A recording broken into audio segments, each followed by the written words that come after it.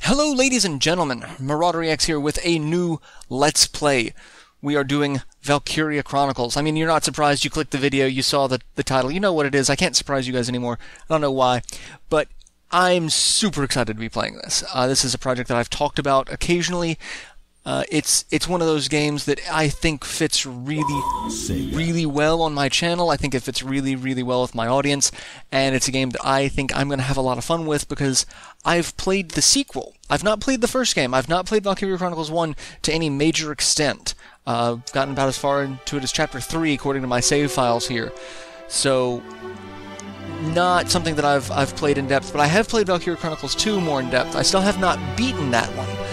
But the gameplay style, it fits the very tactical strategy theme that a lot of my viewers tend to like, the RPG type titles, the strategy titles. And the game itself is just freaking beautiful. The game uses what they call the canvas engine, like a paint canvas, and that's what it's like. The art style, the art direction being taken very literally to where it seems like it is a moving painting or moving sketches, giving you a very, unique sense of the world around it. And the fact that it is based off of a, World War II steampunk-esque, but still, like, there's some level of, supernatural to it. It's something very different. So all of these things combined just, on paper sound crazy, but in practice turn into an incredible experience. So I'm really excited to be playing this. As you can tell, I'm playing the PS3 version. I'm not playing the PS4 version, or not PS4, the Steam version, excuse me. There is a PS4 version that's been announced, which, fantastic timing for this. But I'm not playing the Steam version, which does have some augments, but I'm still waiting on Sega to make good on some of their promises before I go back to being a customer. They're making attempts. Whether or not those are heartfelt attempts or not is yet to be seen. They still have a long way to go before they re-earn my trust. Until that happens, I really can't, in good conscience, still, give them money. But since I picked this up forever ago, I don't want it to just go to waste on my shelf. So, as I said, I have some save files, but we're not going to be using most of those. I might use one of them just to make sure, depending on what my my starting roster is, because your starting roster is kind of randomized. I have installed what I can to the game so that hopefully keep the load times down. There are extras. There is DLC to this game, but we'll be doing that that'll be at the end of the full project. So we are just going to start a new game. This game is told from a storybook perspective, like we were reading a history book, and it does have voice acting, and I am going to not talk over the voice acting, which is not what I normally do. So I want you guys to sit back and enjoy. The year was 1935 EC. Two powers controlled the continent. In the east, the sun rose over the autocratic East European Imperial Alliance, otherwise known as the Empire. In the west, a network of loosely allied democracies formed the Atlantic Federation. Both powers depended on a precious mineral, ragnite, for their survival, and its growing scarcity led to the inevitable war. Hostilities began in the east when the Empire aggressively crossed their western border. The Atlantic Federation responded, and the Second European War was on.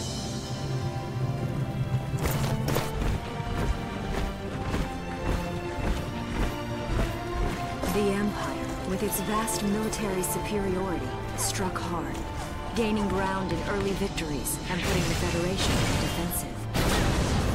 Emboldened by their progress and momentum, the Empire set their sights beyond the borders of the Federation. In neighboring Gallia, a peaceful principality along the sea, they found their next victim. Gallia had long maintained its neutrality in the tensions between the two superpowers. But the rich stores of ragnite under the Gallian soil proved too tempting for the Empire. It amassed troops along the eastern border and invaded with all the force of an avalanche. So yeah, like I said, there's voice acting. I'm going to try to not talk over the voice acting, which is not normally what I usually do. Gallia to arms. Because voice-acted cutscenes and things like that, you know, static cutscenes are the quickest things to get flagged on YouTube for Content ID, which really sucks. Because, I mean, a static cutscene is going to be the same from each gameplay to the next. So, the talking over that kind of makes it more unique, so it's not something that gets flagged. But I've done some tests on this to make sure, but it's not one that seems that it gets flagged by Content ID, so it shouldn't be an issue.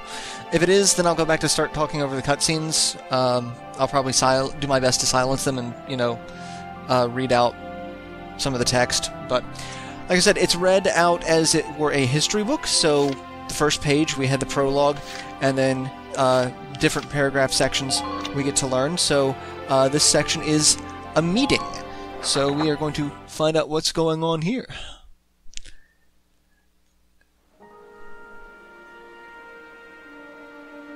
March 1935. Outside the Gallian border town of Brule.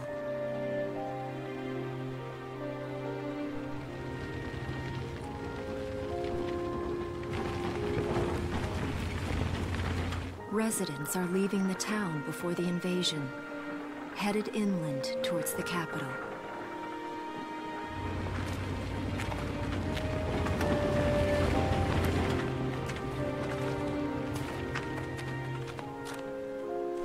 I haven't been down this road in years. It really hasn't changed very much.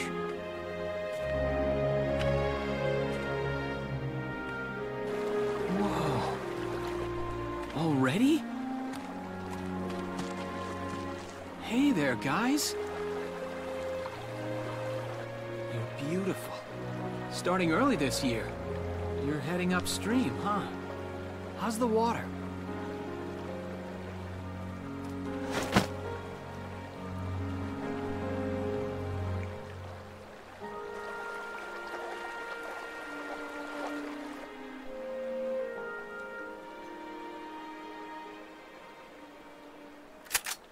Freeze! Put your hands in the air. Slowly.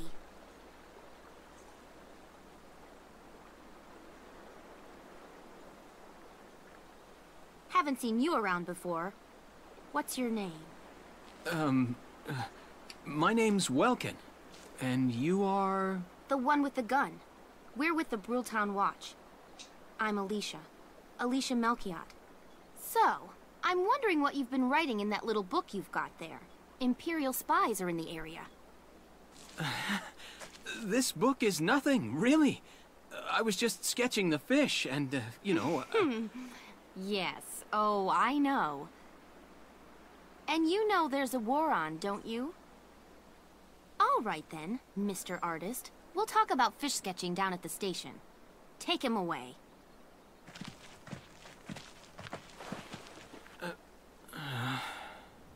Thanks, fish. I love that he's thanking the fish when it's really just him being weird. Like, your town's being evacuated and you're going to sit along the side of a road sketching fish. That's your weirdness. So, alright. Let's go to Imperial Attack.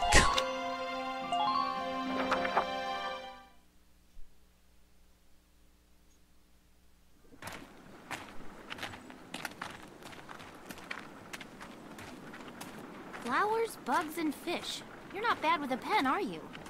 I have to say, they're really very good. Thank you. So you see, I really was just sketching. Maybe. Or this could be some kind of secret code. And I intend to take my time finding out for sure. Great. Welks? Is that you? Isara! Oh, your timing is perfect. What have you gotten yourself into now, Welkin? Wait. Don't you live at the old general's house? That's right. I'm General Gunther's daughter, Isara. You do know everyone's supposed to evacuate, right? Yes, I'm aware of that. My brother's here to help me move to the capital, but that may be difficult. I mean, unless you're willing to let him go, that is. Huh?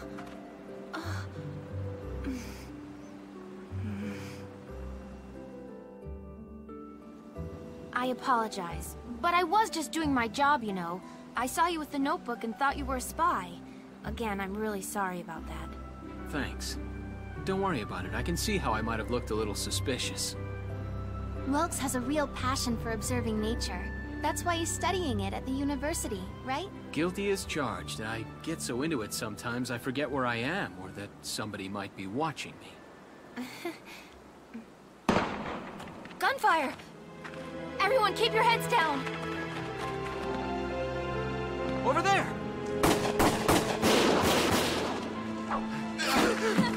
Come on!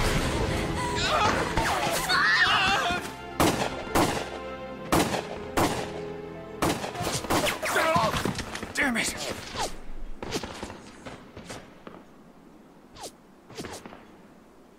Welkin, you can handle a gun, right? Yeah. I mean, I made it through training anyway.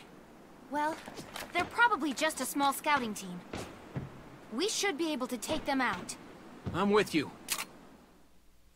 Alright, so, Welkin's gonna get a gun. We're gonna go shoot some scouts. About saving the game, so it's gonna tell us all sorts of stuff like how to save. And that you should probably save before going into a combat section, which, you know, is very accurate. So we're gonna do that. We'll go ahead and save. So I'll keep those save files up for now, just in case. It's not like this is going to take up a ton of space on my PS3. Alright, so the encounter at Brule is going to be basically a tutorial for getting into combat, and it's going to... Okay, here's the plan. The combat tutorials are going to happen for a while, so we're still going to be learning a lot of new stuff as the game progresses. So, basic gist of it is when you go into an operation like this, you're given a map showing what the area is going to be for your operation. Basically, everything within the border is where we can go. We can go anywhere there, and it's going to be littered with obstacles, enemies, and various objectives. So the goal is, for each op is going to be slightly different. You've got a victory and failure condition. All enemies defeated are victory. We fail if Welkin or Alicia die, or if 20 turns pass. So let's get started.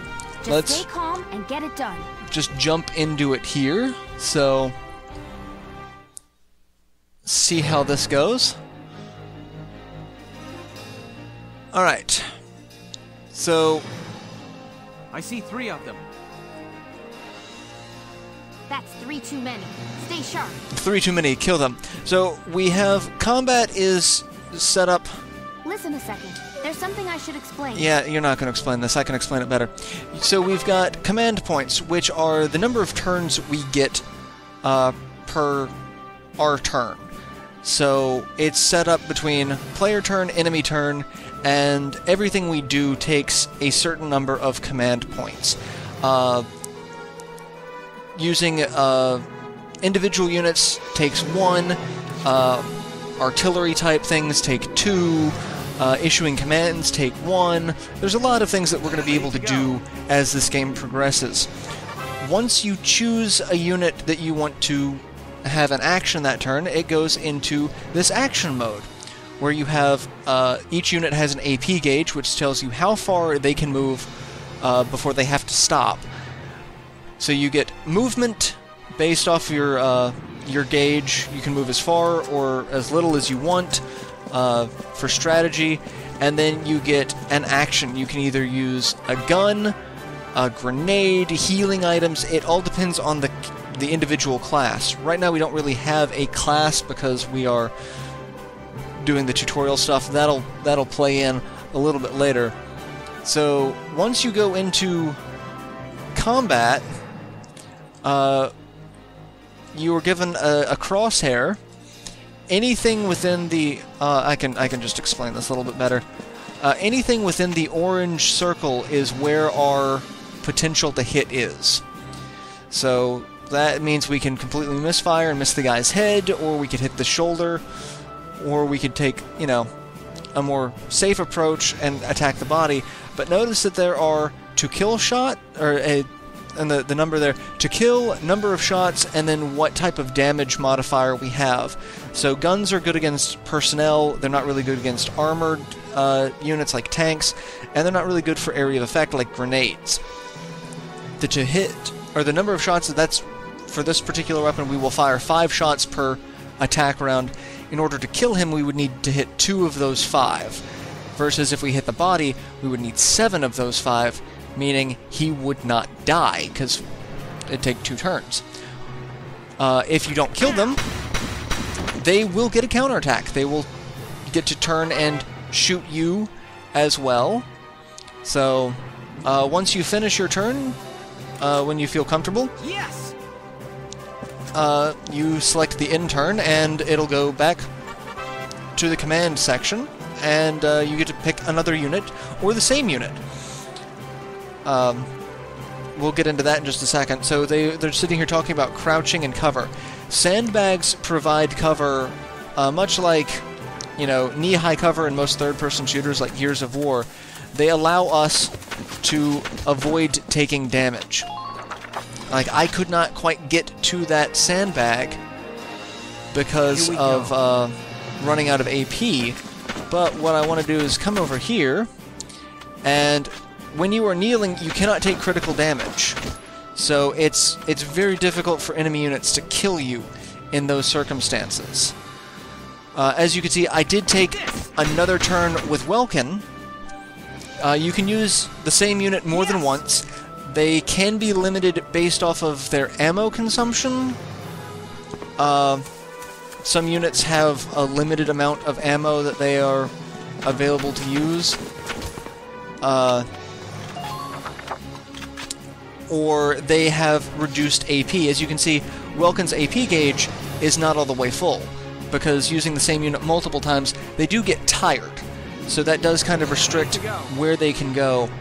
So I'm going to go ahead and I'll end this episode here